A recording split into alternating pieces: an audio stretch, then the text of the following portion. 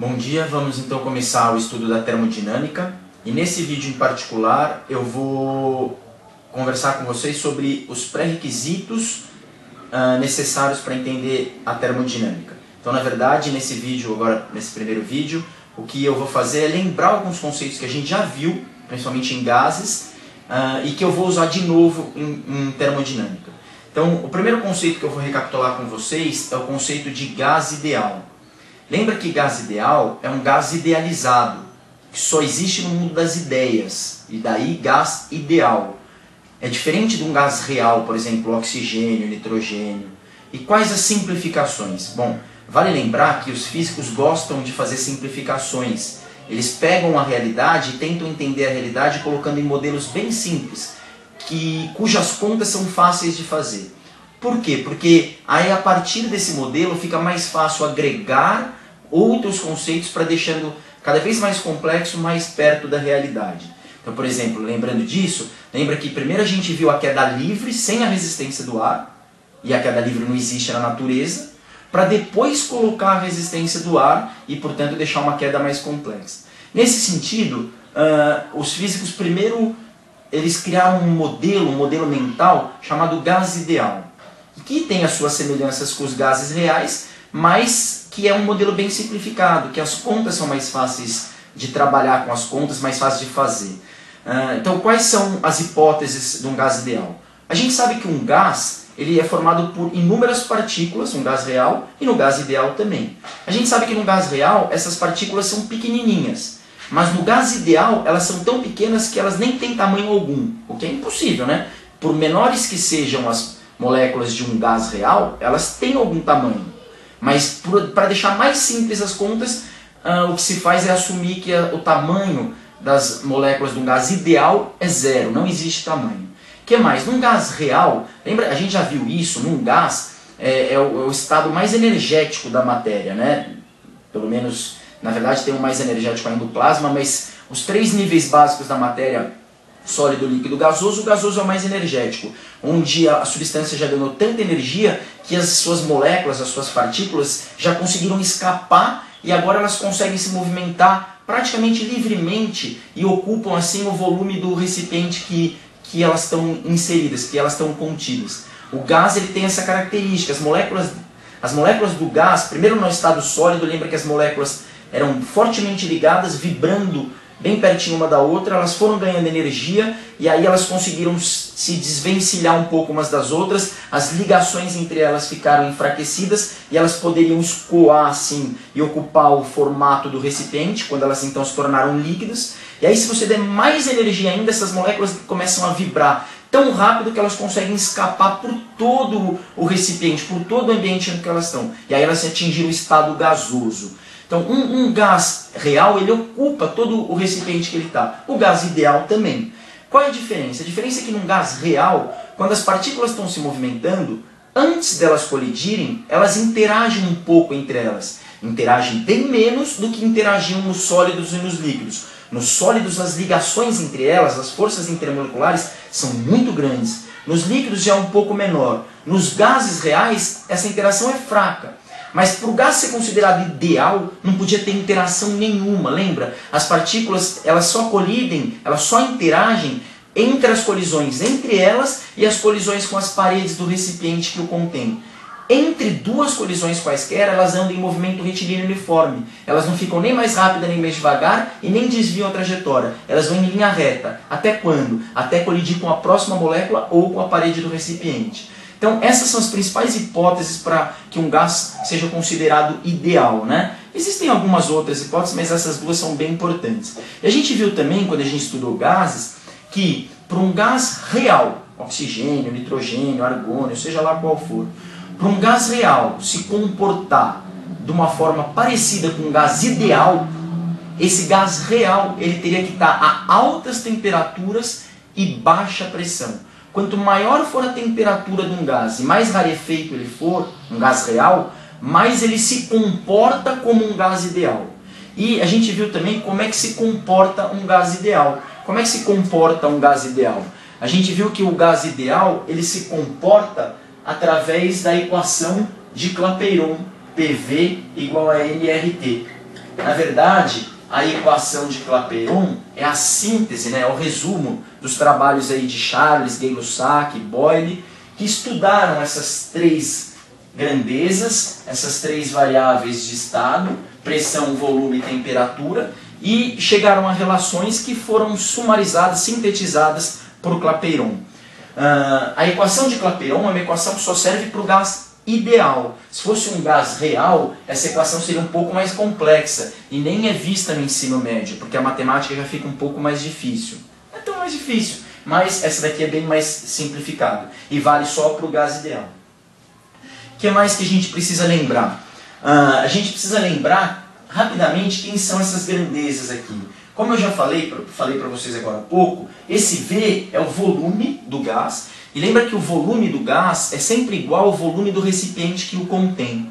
Por quê? Porque como eles estão livres, as moléculas estão livres para se mexer, elas vão até onde dá. Até onde dá? Até a parede do lugar que está confinando ela. Portanto, um gás, ele sempre ocupa, seja um gás real ou ideal, sempre ocupa o volume do recipiente que o contém. E lembra que esse volume aí, se vocês lembrarem, deve ter na anotação no caderno, tudo, esse volume pode ser dado em metros cúbicos, pode ser dado em litros, pode ser dado em ml, em centímetro cúbico. E aí convém lembrar aí, para quem esqueceu, recapitula aí as transformações de unidades. A unidade mais usual aqui em termodinâmica, em gás ideal, é a unidade litro, se bem que a unidade no Sistema Internacional, no SI, é o metro cúbico, lembrando que 1 metro cúbico tem 1000 litros. Mas tudo isso a gente já viu, né? Que mais aí? A pressão do gás, pressão que pode ser dada em atm, pode ser dada em centímetros de mercúrio, em newton por metro quadrado. No Sistema Internacional, lembra que é o newton por metro quadrado, que também é chamado de pascal. E lembra que a pressão está relacionada com a força que o gás exerce nas paredes do recipiente que o contém, né? O gás é formado por inúmeras moléculas, inúmeras partículas, muitas mesmo, a gente já fez essa conta de quantas são, e essas partículas se movimentam muito rapidamente, e ao se movimentar elas colidem com a parede do recipiente. Cada uma dessas colisões que elas fazem com a parede do recipiente, elas fazem uma força na parede, é uma molécula batendo lá. E se você somar todas as forças que essas moléculas exercem na parede do recipiente, dá uma força total. A cada instante, o gás está, em todos os instantes o gás está fazendo força, batendo, batendo, batendo. E essa força está relacionada com a pressão que o gás exerce nas paredes do recipiente, né? Lembrando que a pressão atmosférica, a pressão ambiente, a pressão formada pelo gás da atmosfera é uma pressão enorme, né? A gente já fez alguns experimentos para ver isso. E a gente tem a ilusão de que é uma pressão fraca, mas na verdade é uma pressão esmagadora, né? A gente já fez alguns experimentos, se quiser depois eu até coloco no vídeo isso também. Então a pressão ela tem a ver com as forças que as moléculas exercem nas paredes do recipiente. E temperatura a gente já viu também. Lembra que temperatura está relacionada com o grau de agitação das partículas. Quanto mais rápido as partículas estiverem vibrando, maior é a temperatura dessa substância, né? Em particular nos gases, esse movimento, a gente vai ver que num gás monoatômico ideal, esse movimento é só de translação. Então quanto mais rápido elas estiverem transladando, maior é a temperatura do gás, né? Então a temperatura está ligada, é diretamente proporcional ao grau de agitação das partículas. Lembra que na equação de Clapeyron, gás ideal, essa temperatura é sempre medida em Kelvin, não pode ser nunca medida em graus Celsius. A gente já viu isso também em gás ideal. Então acho que esses são os pré-requisitos, né? Falta só lembrar também, recordem aí no caderninho de vocês, quem esqueceu, se bem que depois a gente vai ver uma recapitulação de novo nos próximos vídeos, mas essas três variáveis de estado, pressão, volume e temperatura, elas definem o que a gente chama de um estado, o estado de um gás. Então, o gás ele tem uma determinada pressão, um determinado volume, uma determinada temperatura. A gente diz que ele está num estado A, por exemplo. E aí, se 2 ou 3 dessas variáveis se modificarem, por exemplo, se mudar a pressão e o volume, ou a pressão e a temperatura, ou o volume e a temperatura, ou se as 3 se modificarem, então a gente diz que o gás sofreu uma transformação, e foi para um outro estado, para um estado D. Né? E lembra que é impossível mudar só uma dessas variáveis, né? Ou muda 2 ou muda as 3 variáveis. E aí quando 2 ou 3 dessas variáveis mudam, a gente diz que o gás sofreu uma transformação. E tem 3 transformações particulares que a gente já viu em gases ideal, que eu vou usar de novo em termodinâmica. Então convém recapitular. Lembra que a transformação isobárica é aquela que acontece com a pressão constante. A pressão é mantida constante. A transformação isovolumétrica ou isocórica ou ainda isométrica é a transformação no qual o volume fica constante. E por fim, a última transformação que a gente viu é a transformação isotérmica, no qual a temperatura fica constante, Então, são essas 3 transformações que a gente vai usar de novo em termodinâmica. A transformação isobárica, na qual a pressão do gás se mantém constante e o volume e a temperatura mudam. A transformação isovolumétrica, na qual o volume fica constante, mas a pressão e a temperatura mudam. E a transformação isotérmica, na qual a temperatura se mantém constante, mas a pressão e o volume mudam. Se as 3 variáveis de estado mudarem, aí não tem um nome específico para transformação, uma transformação geral. Então esses são, acho que, os pré-requisitos que vai precisar para entender termodinâmica, e se precisar de mais alguma coisa eu lembro no decorrer dos vídeos. É isso, um abraço. Bom, agora eu vou mostrar para vocês aqui no computador uma simulação, mais uma simulação lá do site do FET Colorado, chamada Propriedades do Gás Ideal, ou Propriedades do Gás, não me lembro direito, e que ajuda a entender muito dos conceitos que eu recordei com vocês sobre gás ideal. Essa é a simulação sobre a qual eu havia falado. É uma simulação que eu também baixei do site do FET Colorado. Aqui é um recipiente, aqui na esquerda, um recipiente que vai ser preenchido por um gás ideal. É só bombear gás lá para dentro, com essa bomba vermelhinha aqui. Deixa eu pôr mais um pouquinho, tá bom. E para que serve essa simulação? Ela serve para perceber várias coisas, lembrar várias coisas. Então vamos lá. Primeiro que, repara que quando eu bombeei o gás aqui para dentro, o gás ocupou o volume inteiro do recipiente, O gás tem essa propriedade. O gás, diferente de uma substância no estado sólido, no estado líquido, que as partículas estão bem fortemente ligadas umas com as outras, mais no sólido que no líquido, no gás isso não acontece. No gás elas estão relativamente livres para se expandir e ocupar o volume inteiro do recipiente. Outro ponto importante sobre o gás. Isso aqui está simulando um gás ideal, Então se a gente conseguisse acompanhar cada uma dessas partículas aqui em vermelho, que está simulando uma molécula do gás ideal, a gente ia poder perceber que elas interagem apenas uma com as outras, quer dizer, elas batem, elas colidem apenas uma com as outras ou com a parede do recipiente. E entre 2 colisões quaisquer, vamos supor, ela bateu numa outra molécula, depois bateu na parede do recipiente. Entre uma colisão e outra, ela não desvia a trajetória dela, ela vai em movimento retilíneo uniforme. Lembrando que um gás ideal, para os físicos simplificarem e as contas ficarem mais fáceis, ele supôs que entre 2 colisões não existe força entre as moléculas. Elas vão em movimento retilíneo uniforme, força resultante vale 0. Isso não é verdade para um gás real. Num gás real ainda existe interação mesmo entre as colisões, mas para um gás ideal, para as contas ficarem mais fáceis, existe essa condição. Então se fosse possível acompanhar o movimento de cada uma, a gente ia poder perceber isso. Que mais que vale a pena lembrar? Que cada uma dessas moléculas aqui, elas estão batendo aqui nas paredes. E quando elas batem nas paredes do recipiente, elas fazem uma forcinha. Cada uma delas faz uma forcinha. Se a gente, num determinado instante, somar todas as forcinhas que elas fazem na parede do recipiente, a gente vai ter a força total que elas exercem. E lembra que essa força que elas exercem, empurrando as paredes do recipiente para fora, é proporcional ao que a gente chama de pressão do gás. Então a pressão existe devido a essas colisões. Lembra, pressão é força sobre área.